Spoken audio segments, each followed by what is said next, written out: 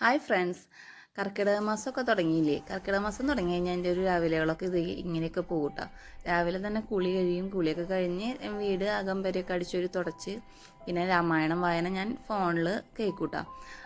പിള്ളേർക്ക് പഠിത്തമുള്ള ദിവസമാണ്, അപ്പോൾ പിന്നെ വായിക്കാനൊന്നും നമുക്ക് നേരം കിട്ടാറില്ല. അപ്പോൾ ഫോണിൽ രാവിലെ തന്നെ അത് വെച്ച് കേൾക്കാൻ ഭയങ്കര രസമാട്ടോ.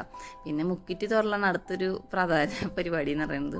കർക്കിടക മാസം ആയി കഴിഞ്ഞ് കഴിഞ്ഞാൽ മുക്കിറ്റില്ലാത്തൊരു കാര്യം ആലോചിക്കാൻ വയ്യ. അപ്പോൾ നമ്മുടെ റോസൊക്കെ വെച്ച് കൊടുത്ത് നിറയെ മുക്കിറ്റിയും ഇതേ കണ്ട തുമ്പ, ഓണത്തിനുള്ള തുമ്പ ഇപ്പോഴന്നെ ഉണ്ടായി നിൽക്കുന്നുണ്ട്. ഒരു തുമ്പക്കൊടി കിട്ടണമെങ്കിൽ നമ്മൾ കാശ് കൊടുത്ത് മേടിക്കേണ്ട വന്നുട്ടോ കഴിഞ്ഞ പ്രാവശ്യമൊക്കെ. ഇപ്രാവശ്യം മിറ്റം നിറയെ തുമ്പിയാണ് നിൽക്കുന്നത്. അത് കാരണം നമുക്ക് അവിടെ നിന്ന് പറിച്ച് കളയാനൊന്നും തോന്നുന്നില്ല. അത് കാരണം റോസാര ചുറ്റും കാട് പിടിച്ചിട്ട് നിൽക്കുക, തുമ്പിയും മുക്കുറ്റിയൊക്കെ ആയിട്ട്. മിറ്റം മുഴുവൻ ഉണ്ട് കേട്ടോ. അതായത് ഈ പൂവ് അതേട്ടോ ഓണാകുമ്പോൾ കാക്കപ്പൂവും വരും. അങ്ങനെ മുക്കുറ്റിയൊക്കെ പൊട്ടിച്ച് ഞാൻ തൊട്ടുവിടാം. പിന്നെ അതേ നീലാനും വിളിച്ച് ഞാനൊന്ന് അമ്പലത്തിൽ പോകാമെന്ന് വിചാരിച്ചിട്ടാണ് വിളിക്കണത്. അവർക്ക് ക്ലാസ് ഉണ്ട്. അപ്പോൾ അതേ റെഡി ആയിട്ട് ഞങ്ങളുടെ അവിടെ അമ്പലത്തിലേക്ക് പോകാനായിട്ട് നിൽക്കട്ടെ. ചാഴൂർ അമ്പലമാണ്, അപ്പോൾ തൊട്ടടുത്താണ്.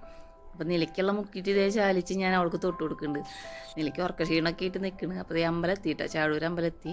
അപ്പോൾ ഞാൻ തൊഴുത് പോകുന്നു. അപ്പോൾ ഞാൻ അവളോട് പറഞ്ഞ് നമ്മുടെ അമ്പലമൊക്കെ ഒന്ന് വീഡിയോ എടുക്കണമെന്ന് പറഞ്ഞപ്പോൾ എടുത്തതാണ് അമ്പലക്കുളം.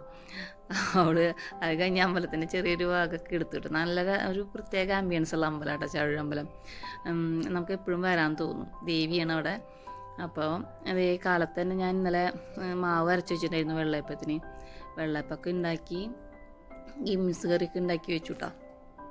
കർക്കിടക ആയി കഴിഞ്ഞ് കഴിഞ്ഞാൽ എല്ലാത്തിനും ഒരു ഭക്തിമായി നമുക്ക് തോന്നാറുണ്ട് കേട്ടോ. കാരണം അത് രാവിലെ തന്നെ ഫോണിൽ രാമായണം കേൾക്കുമ്പോൾ തന്നെ നമുക്കൊരു എനർജി ഉണ്ടാവും. പിന്നെ രാവിലെ തന്നെ കുളിയൊക്കെ കഴിയണ കാരണം പകുതി പണി നമ്മുടെ കഴിയും. പിന്നെ കുട്ടികൾ സ്കൂളിൽ പോകുന്നതോട് കൂടി എൻ്റെ എല്ലാ പണിയും അങ്ങനെ കഴിയാറുണ്ട്. ഉച്ചയ്ക്കുള്ള കറികൾ വരെ ആക്കി വെച്ചിട്ട് ഞാൻ പരിപ്പും മത്തങ്ങയും കൂടി ചാറ് വെച്ചു. ഇത് പിള്ളേർക്ക് കൊണ്ടുപോകാനുള്ള വഴുതനങ്ങ വറുക്കട്ടെ. അവർക്ക് വഴുതനങ്ങ ഭയങ്കര ഇഷ്ടമാണ്. പിന്നെ ഒരു ഉരുളൻകിഴങ്ങ് ഉപ്പേരും. അവർ ചാറ് കറിയൊന്നും കൊണ്ടുപോവില്ല. അപ്പോൾ അവർക്കൊരു 9 മണിക്ക് ആയിട്ടാണ് സ്കൂളിൽ കൊണ്ടുപോകും. അപ്പോഴേക്ക് നമ്മുടെ എല്ലാ പണികളൊക്കെ കഴിയും.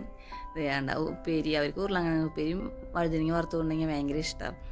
അപ്പോൾ അതൊക്കെ ഞാൻ ചോറും പാത്രത്തിലാക്കി വേഗം അവരെ സ്കൂളിൽ പോകാനുള്ള സെറ്റാക്കി വെക്കും. എൻ്റെയൊക്കെ ചെറുപ്പത്തിൽ ഞങ്ങൾ എല്ലാ ദിവസവും രാമായണം മാസം തുടങ്ങി കഴിഞ്ഞാൽ എല്ലാ ദിവസവും അമ്പലത്തിൽ, എൻ്റെ വീടിൻ്റെ തൊട്ടപ്പുറത്ത് തന്നെയാണ് ഞങ്ങളുടെ തറവാട്ട് അമ്പലം ഉള്ളത്.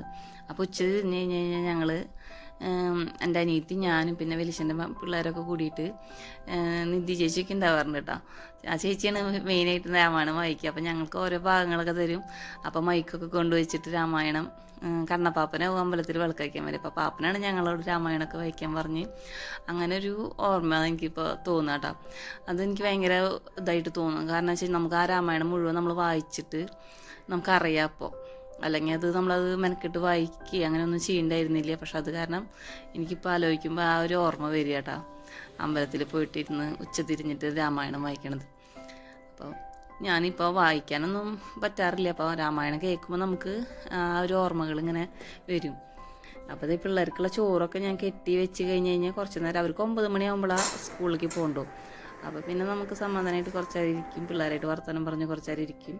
അവർ ഫുഡൊക്കെ കഴിച്ചു. ഒരാൾക്ക് പലഹാരം കഴിക്കും, മറ്റാൾക്ക് നിലയ്ക്ക് ചോറാടേറ്റെ. എന്ത് പലഹാരം ഉണ്ടാക്കിയാലും അവൾക്ക് ചോറുണ്ണാൻ ഭയങ്കര ഇഷ്ടം. അത് കാരണം തനു പലഹാരം ഇരുന്ന് കഴിക്കുന്നുണ്ട്, നില ചോറുണ്ടത്.